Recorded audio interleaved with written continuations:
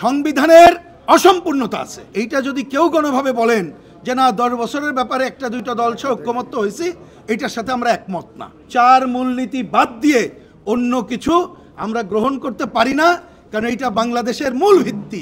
অনেককে বলে যে এই যে মূলনীতি এইটা বিশেষ কোনো দলের, আমরা তা মনেই করি না। প্রধানমন্ত্রীর পজিশন চাই। এখন 2 মেয়াদ মানে কি ডিফ্যাক্টো আমরা ধরেই নেব যে একটা যে নির্বাচিত আগামীতে সংসদ হবে তারা 5 বছর করেই দায়িত্ব পালন করবেন, তাহলে 10 বছর হয়। কিন্তু কেউ যদি সরাসরি 10 বছরের কথাটা আনেন, আমরা ঐক্যমত্য কমিশনকে বলেছি এইখানে কতগুলো ফাঁকিঝুঁকি থাকতে পারে। ধরেন 4 বছর পরে তিনি পদত্যাগ করে কাউকে দিলেন, পরের বার করে যে 3-4 টার্মেই চলে যেতে পারে। সুতরাং ঐক্যমত্য কমিশনের সভাপতি যেটা বলেছেন কনক্লুড করার সময় এ ব্যাপারে অভিন্ন কী শব্দে কনক্লুড করছেন, যাতে করে সেটা ওই টাইম পিরিয়ডের বাইরে না যান, তারপরেই আমরা সিদ্ধান্ত গ্রহণ করব। এইটা হচ্ছে আমাদের দিক থেকে পরিষ্কার বক্তব্য। সুতরাং এইটা যদি কেউ কোনোভাবে বলেন যে না 10 বছরের ব্যাপারে একটা দুইটা দল সহ ঐক্যমত্য হয়েছি, এইটার সাথে আমরা একমত না। এটা গেল এক। 3 নম্বর এবং শেষ কোশ্চেন, সেটা হচ্ছে আমাদের কাছে আমরা মনে করি এইটা হচ্ছে আমাদের পুরো আলোচনার অন্যতম গুরুত্বপূর্ণ বিষয়। সেটা হচ্ছে যে সংবিধানের মূলনীতির প্রশ্ন। এটা মনে রাখতে হবে। আমরা ঐক্যমত্য কমিশন আলোচনা এখানে যে দলগুলো আছি আমরা সবাই কিন্তু অভিন্নভাবে বলেছিলাম।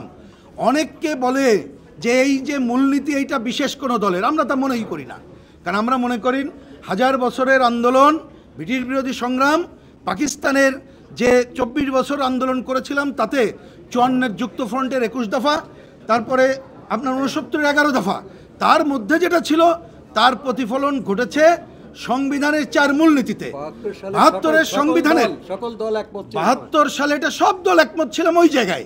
সংবিধানের অসম্পূর্ণতা আছে, সেটা অন্য আলোচনা, কিন্তু মূলনীতির প্রশ্নে আমরা কিন্তু সব দল একমত ছিলাম, একমাত্র স্বাধীনতা বিরোধীরা ছাড়া।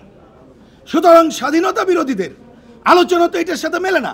সুতরাং আমরা ওই 4 মূলনীতিতে একমত ছিলাম। এবারের আলোচনা আমরা পরিষ্কার করে এই দলগুলোর পক্ষ থেকে বলেছি এই 4 মূলনীতির প্রশ্নে আমরা অনড়, এইখানে হাত দেওয়া যাবে না।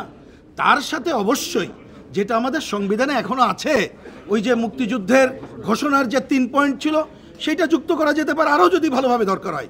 এমনকি আমরা বলেছি যদি এক্ষেত্রে নাগরিক অধিকার, ধর্মীয় অধিকার রক্ষার জন্যে আরও কোনো শব্দ যুক্ত করা দরকার হয় আমরা রাজি আছি, তাতে আমাদের আপত্তি নাই। কিন্তু 4 মূলনীতি বাদ দিয়ে অন্য কিছু আমরা গ্রহণ করতে পারি না, কারণ এইটা বাংলাদেশের মূল ভিত্তি। এই ভিত্তির বাইরে কোনো কিছু হলে এই ঐক্যমত্য আসলেই হবে না।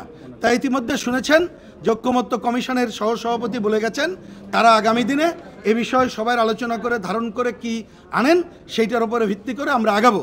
আমি আশা করব আপনাদের মাধ্যমে আমাদের বক্তব্যের প্রকৃত প্রতিফলন দেশবাসীর কাছে ঘটবে।